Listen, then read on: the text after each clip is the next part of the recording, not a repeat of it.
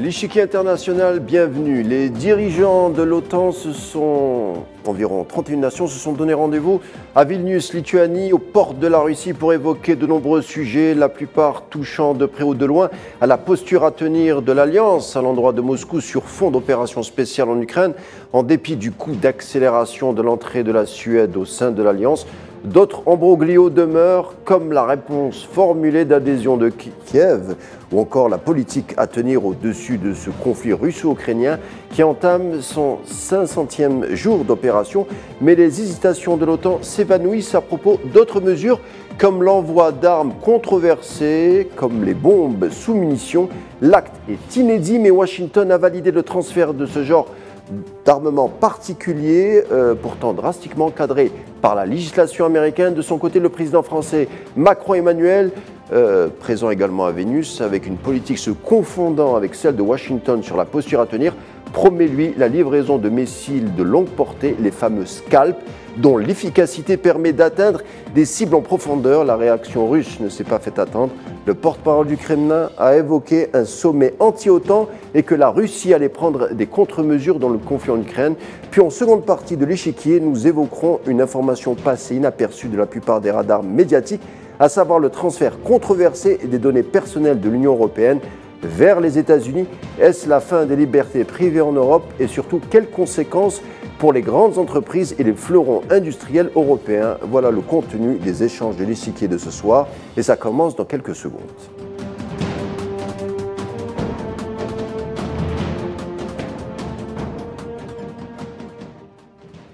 Et pour parler de tous ces sujets, j'ai le plaisir d'accueillir Gamal Abina, spécialiste des questions internationales. Bonsoir Gamal. Bonsoir, merci pour l'invitation. Merci d'être des nôtres. Alors Gamal, le sommet de l'OTAN se tient à Vilnius durant 2 jours. Le représentant Volodymyr Zelensky est arrivé vers les coups de 15 heures. Il n'a pas tardé d'arguer que son pays mériterait de rejoindre l'OTAN pour bénéficier du bouclier protecteur de l'Alliance une fois la guerre terminée, pour dissuader de futures éventuelles offensives de la part de Moscou et encore.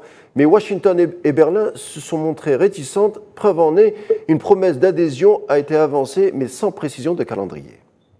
Vous savez, c'est un peu l'arlésienne. On entend toujours parler de cette promesse d'adhésion. C'est pas la première fois qu'on propose à l'Ukraine d'adhérer à l'OTAN. Le problème, c'est que l'adhésion à l'OTAN équivaut à une sorte de bloc qui soit quasiment frontalier à la Russie. Il y a eu plusieurs séries d'adhésions, 99, 2004. Et ça a toujours été un OTAN qui allait plus à l'Est alors qu'on était censé être sorti de la guerre froide depuis 91. Donc cette adhésion réclamée par Volodymyr Zelensky, qui est avec déclencheur de la guerre, il ne faut pas l'oublier, cette adhésion est réclamée par un homme qui ne se rend plus compte des réalités. Je rappelle tout de même qu'hier, il a été humilié par les Sud-Américains qui ont refusé de le recevoir, rappelant que ce n'était pas leur guerre et qu'il y avait d'autres priorités pour eux, à savoir par exemple la reconnaissance des massacres dans l'esclavage et de la traite négrière. C'est une des questions qu'ils ont abordées pour dire si vous avez des questions primordiales pour vous, nous avons nos questions à nous. Et donc aujourd'hui, il va dans une situation extrêmement difficile puisque son pays est aux abois. Il n'a plus les moyens de réunir des combattants. On se rend compte qu'il est capable d'aligner 150 000 hommes alors qu'il prétendait en avoir 1 million l'année dernière. On se rend compte qu'il est incapable de faire une percée décisive dans des défenses russes qui sont largement renforcées depuis qu'il préparait cette fameuse contre-offensive qui ne donne rien. Et donc aujourd'hui, aux abois, il va à l'OTAN dans l'espoir qu'un miracle se produise. Sauf que l'OTAN dit et précise bien de façon très claire qu'un membre ne peut adhérer à l'OTAN que s'il est en paix et non en guerre. En l'occurrence, l'Ukraine est en pleine guerre, évidemment, n'est pas prête d'en sortir, s'enfonce de plus en plus dans les difficultés économiques, on le sait, espérer rentrer à l'Union européenne, ce qui sera là aussi difficile à imaginer. Mais une chose est certaine pour M. Volodymyr Zelensky, c'est que son rêve de rentrer à l'OTAN est un rêve qui ne sera jamais concrétisé parce que les États-Unis ne veulent pas l'entendre parler, même s'ils lui ont fait croire un temps que c'était possible, que l'Allemagne, pour des raisons économiques évidentes, ne veut pas non plus en entendre parler. L'Allemagne a une très difficile histoire avec la Russie qu'on connaît très bien depuis 1945, et surtout, évidemment, que d'autres pays qui prétendent voir rentrer l'Ukraine sont les pays les plus verts en guerre, comme par exemple la Pologne qui a un passé difficile avec la Russie et qui a des comptes à régler. Mais en vérité, il n'y a aucune chance que l'Ukraine aujourd'hui adhère à l'OTAN. Gamal Abina, on l'a dit, réticence donc de Washington pour l'adhésion de l'Ukraine, mais d'un autre côté, les Américains sont en passe de livrer des armes sous munitions interdite par les conventions internationales. Donc un mot pour nos téléspectateurs, qu'on comprenne bien de quoi il s'agit. Une partie des projectiles largués n'explose pas, devenant ainsi des mines terrestres pouvant mettre jusqu'à des années avant de se déclencher. Selon le Comité international de la Croix-Rouge, la grande majorité des victimes de ces dernières sont des civils. Donc la région serait dangereuse en dépit d'une future éventuelle paix. Alors, il faut vraiment traduire ce que veut dire arme à sous-munitions. C'est gentil, ça a l'air mignon comme mot, mais c'est pas mignon du tout. On a vu ces armes déployées, par exemple, en Angola. 10 millions de mines qu'on appelle antipersonnelles. Je traduis. C'est des petites mines qui sont disséminées de façon aléatoire avec ces lancements de roquettes, qui sont des porteuses de ces fameuses petites mines, qui sont disséminées partout, qui sont impossibles, évidemment, à retirer. Il faut des années pour pouvoir les retirer, pour déminer le territoire. Donc, les terrains sont impraticables. Et en Angola, jusqu'à aujourd'hui, il y a des enfants, il y a des adultes qui sautent sur ces mines antipersonnelles. Donc, c'est des mines qui sont destinées non pas à tuer, mais à blesser, à amputer, à massacrer les populations civiles et militaires, dans le but, effectivement, de remporter une guerre ou au moins de faire très mal à l'ennemi. On a vu ça au Sud-Liban, par exemple. Israël utilisait beaucoup ces fameuses armes à sous-munitions. On l'a vu au Vietnam. Les Américains ont beaucoup utilisé ces armes. Il a fallu quasiment 50 ans pour espérer déminer le territoire. On sait qu'en Algérie, par exemple, la dernière opération déminage remonte à 5 ans. Il y a 5 ans, la guerre, c'était il y a 60 ans. C'est vous dire 55 ans pour déminer un territoire comme l'Algérie qui était immense. Donc ces armes à sous-munitions, c'est des termes qui ont l'air inoffensifs. Dans les faits, c'est des armes barbares qui ne sont pas interdites par les conventions internationales. Il y a des conventions qui les réclament l'interdiction, mais les pays qui sont signataires sont peu nombreux, ils ne sont pas légion. Les États-Unis, évidemment, refusent de les signer, la Russie, bien évidemment, Israël, bien évidemment. Il y a tout un tas de pays comme ça qui ont tout intérêt, parce qu'ils possèdent des quantités considérables de ces armes, à les utiliser. Et l'Ukraine serait très intéressée, parce qu'elle n'est pas signataire de cette convention d'interdiction de ces armes, de pouvoir les utiliser pour empêcher qu'il y ait une contre-offensive, cette fois-ci de Russes, en Ukraine. Mais la juridiction américaine encadre drastiquement ce type d'armes. J'en parle même pas de la livraison. Donc, et pourtant, elle se fait. Alors, elle se fait parce que les Américains sont avant tout des gens qui calculent. Ils calculent leur intérêt, ils calculent leur rapport géopolitique, ils calculent le rapport de force, qui est de plus en plus aujourd'hui en Ukraine en faveur des Russes, ils le savent, et ils veulent, dans une négociation à venir, on sent qu'elle arrive, parce que le Washington Post en a fait référence, et d'autres, il y a des fuites qui commencent à arriver, dans une négociation à venir, il faudrait que les Ukrainiens obtiennent une victoire, même symbolique aujourd'hui, puisque les victoires significatives sont impossibles, puisqu'il n'y a pas d'aviation, et que les Américains refusent de livrer les avions avant 1 an au moins. C'est ce qu'ils disent aujourd'hui, mais je ne crois pas trop. L'intérêt des États-Unis, c'est à la fois d'avoir un pays comme l'Ukraine qui est endetté à vie. Il faut être très clair, hein, l'endettement de l'Ukraine est record parce que rien n'est donné, tout est prêté. On ne donne pas aux États-Unis, on prête. Comme le plan Marshall, on a prêté, et comme les armes pour la Seconde Guerre mondiale ont été vendues. Mais on ne donne rien.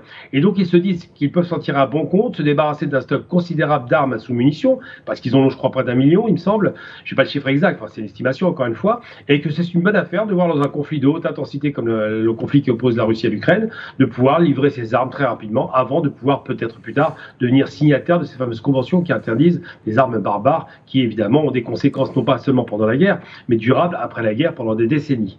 Autre sujet de ce sommet à Vilnius, donc après l'adhésion de la Finlande, dont c'est le premier sommet en tant que membre de l'OTAN, l'accord de la Suède a été donné après les longs atermoiements d'Ankara. La Turquie, pays proche de Moscou, et en même temps membre de l'OTAN. La Turquie d'Erdogan a un pied dans différents camps, comme on le voit. Donc si une guerre est déclenchée, on ne l'espère pas, mais si une guerre est déclenchée avec un des membres de l'OTAN, de facto tous les pays seraient en conflit avec Moscou. Quelle serait l'attitude d'Ankara ? Alors, je vais être très clair avec vous. J'ai eu la chance de rencontrer, quand j'étais à Istanbul, un ancien député de Erdogan, qui était quelqu'un qui avait concouru pour être maire à Istanbul, quelqu'un de fort sympathique, Azmi.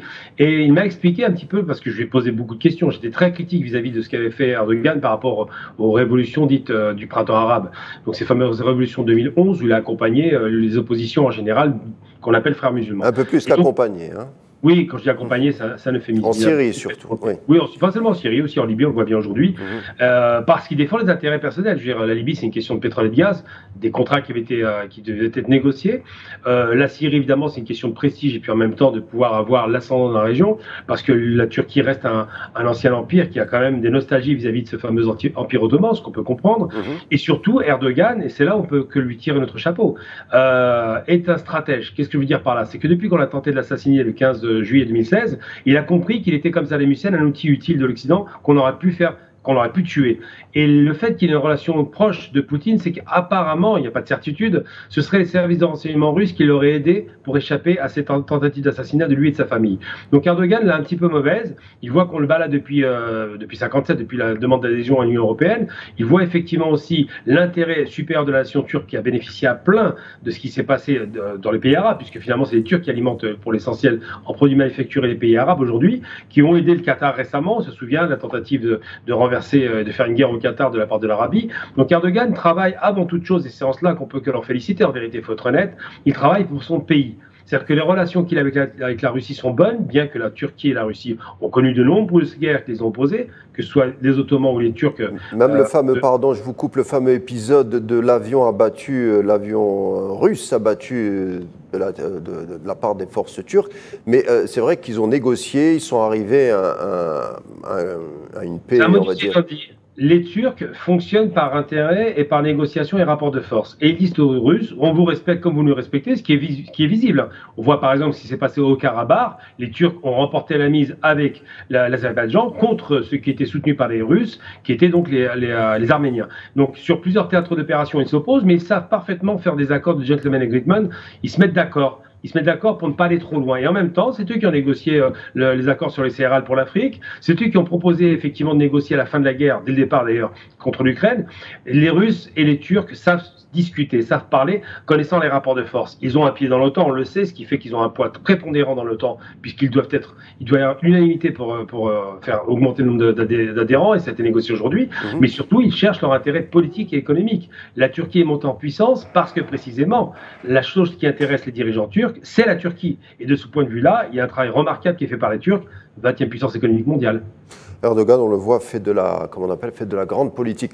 Gamal Abina, je voulais aussi vous interroger sur un autre aspect, cette fameuse adhésion de la Suède à l'OTAN, qui abandonne sa neutralité historique, puisqu'en adhérant à l'OTAN, le sol suédois pourrait concentrer des missiles en cas de guerre avec Moscou. D'ailleurs, même sans guerre avec Moscou, le terrain suédois peut accueillir ce type d'armes. Mais on a glosé sur cette neutralité, mais je ne sais pas si on pourrait rappeler ça à nos téléspectateurs. Est-ce qu'on pourrait dire que les fameux réseaux Gladio, les réseaux Stay-Behind, cette armée clandestine de l'OTAN, avait déjà intégré des cellules prêtes à en découdre avec Moscou sur le sol même suédois. Donc en fait, c'est une fausse neutralité. Est-ce que vous pouvez nous rappeler ce qu'est le réseau Gladio, le réseau Stay-Behind? C'est toujours pareil, c'est des réseaux d'influence qu'on connaît très bien, qui sont en sous-jacent. En vérité, c'est comme la CIA et comme tout un tas d'instances américaines. Ils ont effectivement un rôle prépondérant, ils ont un rôle d'influence. On se rappelle aussi à l'époque de la guerre froide, quand la Pologne était, par les syndicats Solidarnosc, était le bras armé de l'Occident finalement, et qu'on a fait tomber l'URSS par ce genre de pression. Les Suédois n'ont jamais été, je vous le confirme, n'ont jamais été neutres. C'est une vue de l'esprit. Pour deux raisons. La première, parce que d'abord, la Suède est la plus avancée par rapport à la Russie. Ensuite, parce qu'il ne faut pas oublier qu'il y a un territoire en Allemagne qui est toujours sous contrôle russe, hein, c'est important de le rappeler parce qu'on a tendance à l'oublier celui-là, et puis surtout, et c'est le plus important, parce que la Suède ou la Finlande ont eu maille à partir avec les Russes de l'ex-URSS, ont eu maille à partir, c'est des pays qui étaient sous la menace, c'est des pays qui ont fait la guerre à la Russie historiquement, c'est un peu comme les Turcs, il y a eu des confrontations violentes, mais la Suède se positionnait, se voulait, même si c'était pas vrai, comme un pays qui aurait été soi-disant neutre. On peut penser que c'est une forme de Suisse, mais c'est une fausse Suisse. Je veux dire, il n'y a même pas besoin d'ailleurs de missiles en Suède pour menacer la Russie, aujourd'hui c'est ridicule. On se souvient de la crise des Pershing dans les années 80, la RFA, l'ex-RFA, donc la République fédérale allemande, avait des missiles américains nucléaires Pershing qui pouvaient toucher l'URSS. Mais aujourd'hui, la question de positionnement, de pré-positionnement de missiles dans la région n'a aucun sens. Avec les missiles hypersoniques, qu'on tire des États-Unis ou qu'on tire de la Suède, le résultat est le même, on peut plus les arrêter. Donc la question qui se pose aujourd'hui, c'est de savoir pourquoi est-ce que la Suède va intégrer aussi facilement l'OTAN. Simplement parce qu'il y a une négociation sous-jacente qui s'est faite, on pourra en parler si vous voulez, entre la Turquie effectivement et l'Union européenne. Aujourd'hui, on est dans des négociations de marchand de tapis, mais la Suède est de fait, de facto, un membre de l'OTAN, même s'il ne l'a pas dit. Juste avant la réunion de l'OTAN à Vilnius, Bruxelles a validé le transfert de données personnelles à partir de l'Europe vers les États-Unis. Pour en parler avec nous, j'ai le plaisir aussi d'accueillir le second invité du jour, Nazim Sini, enseignant en économie Alors, on l'a dit, c'est une mesure controversée. Deux tentatives précédentes avaient été avortées, deux tentatives juridiques, j'entends. Alors, Nazim Sini, bonsoir. Bonsoir. Si je comprends bien, on va permettre le transfert de données des Européens vers les États-Unis. Des législateurs avaient avancé des craintes que ces données tombent dans l'escarcelle des services de renseignement américains. Est-ce que ces peurs sont légitimes ? Tout à fait. D'abord, elles sont légitimes et surtout, elles sont compréhensibles dans le sens où vous imaginez les données qui sont générées par les citoyens européens vont pouvoir transiter de manière la plus légale et de manière la plus simple vers les serveurs américains. Et en fait, si vous voulez, d'abord, c'est une violation des règles élémentaires des relations internationales. Ça viole également la souveraineté des pays membres de l'Union européenne et c'est aussi un danger très grave car ça ouvre la porte à de l'espionnage de masse. Et on le sait très bien, d'ailleurs, la plupart des services de surveillance et des services secrets en Europe avaient révélé déjà il y a quelques années qu'il y avait des écoutes massives des partenaires américains qui surveillaient, qui écoutaient des chefs d'État et même des chefs de gouvernement européens. Donc vous imaginez là, cette décision de Bruxelles, d'abord, on ne la comprend pas. Donc on se doute bien qu'il y a dû avoir certainement des pressions, un lobbying très puissant de la part de l'administration Biden. Et aujourd'hui, Bruxelles a clairement et simplement cédé aux exigences américaines. Gamal Abina, une réaction sur cette affaire de transfert de données des Européens vers les États-Unis? Déjà, je veux saluer Nazim Sini, qui est un ami et qui est excellent dans l'exercice de son travail dans l'économie.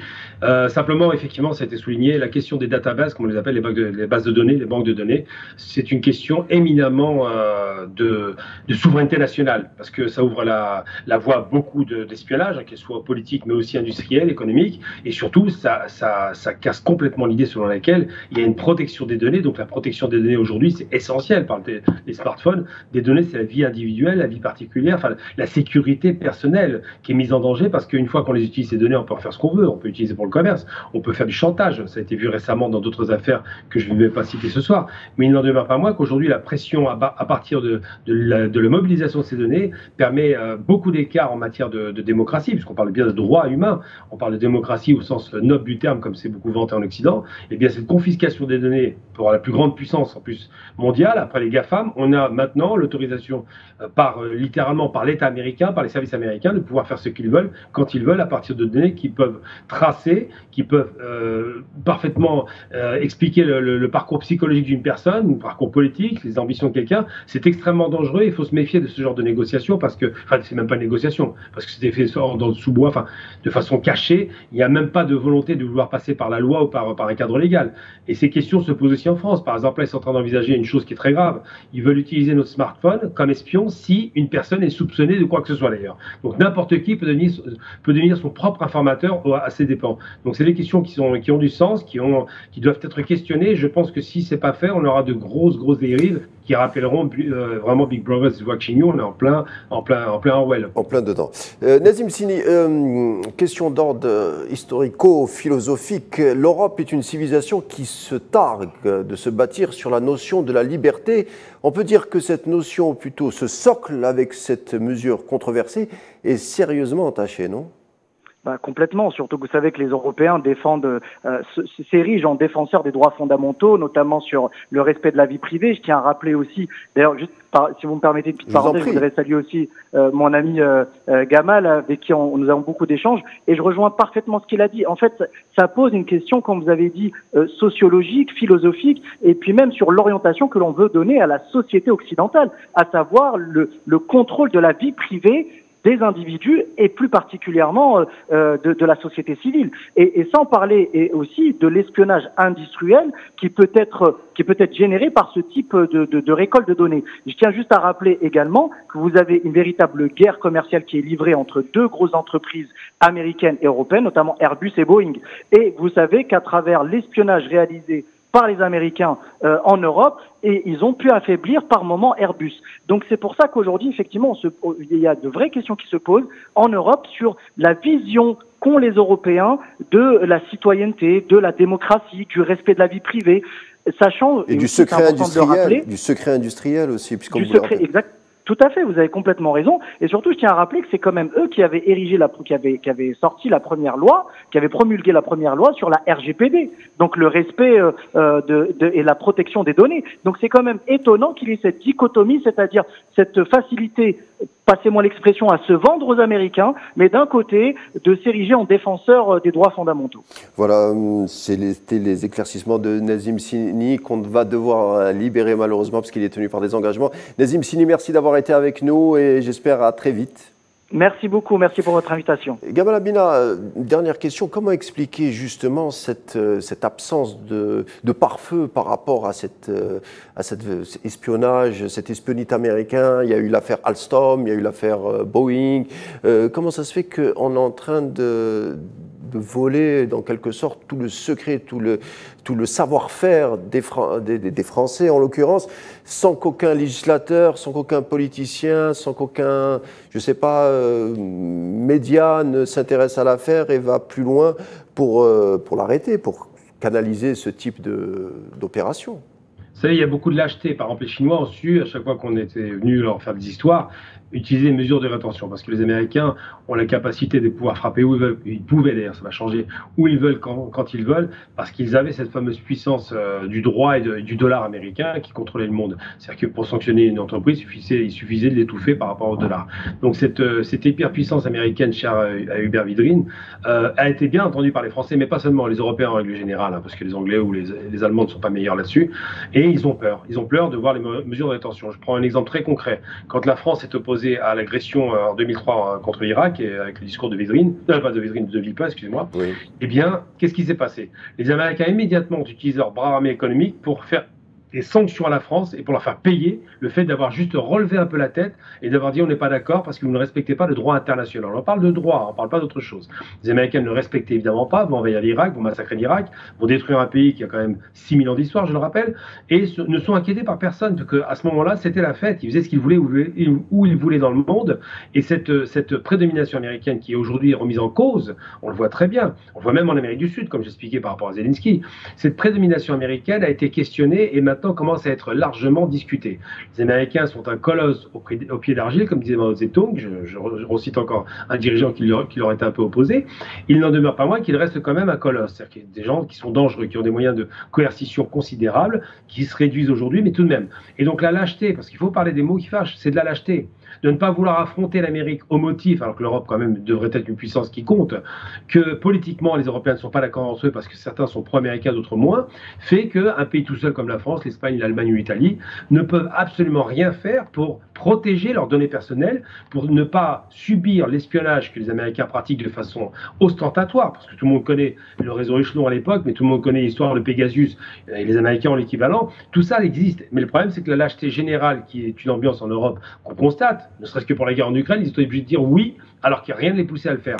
Il y a simplement pour dire que cette lâcheté fait que les États-Unis sont actuellement dans un confort assez relatif, mais un confort important vis-à-vis de l'Europe, confort qui devient moins et moins évident en Asie, en Amérique du Sud et dans les pays de l'Est, que ce soit la Chine ou la Russie, mais les États-Unis, effectivement, dominent totalement l'Europe occidentale. Gamal Amina, dernière question.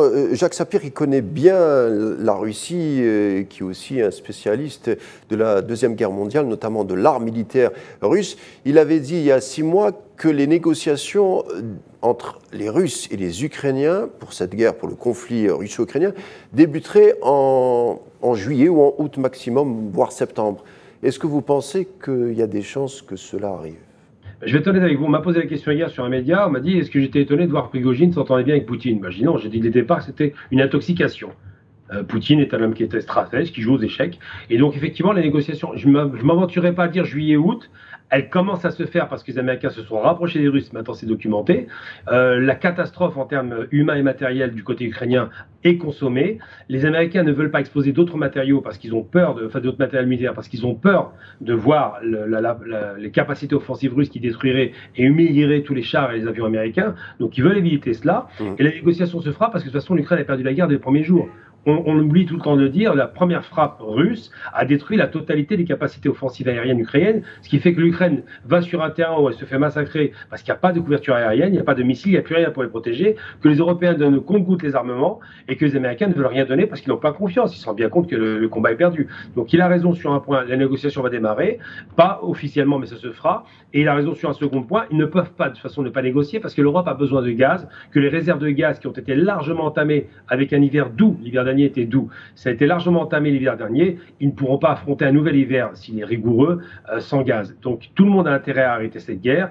Les Américains se sont fait beaucoup d'argent parce qu'évidemment ils ont endetté un pays qui va devoir rembourser et qui va certainement vendre beaucoup de ses actifs de façon déguisée pour rembourser ses dettes faramineuses que subit l'Ukraine. Quant à la Russie, c'est le grand vainqueur en vérité puisqu'elle n'a reculé sur aucun front. Contrairement à ce que disent les médias français qui disent n'importe quoi, les Russes sont les grands vainqueurs. Merci Gamal Amina pour tous ces éclaircissements. Je rappelle que vous êtes spécialiste des questions internationales. Merci d'avoir été des nôtres. Voilà, ça sera tout pour l'édition de l'échiquier international du jour. Merci de nous avoir suivis. L'information continue sur Al24 News et je vous dis à dimanche.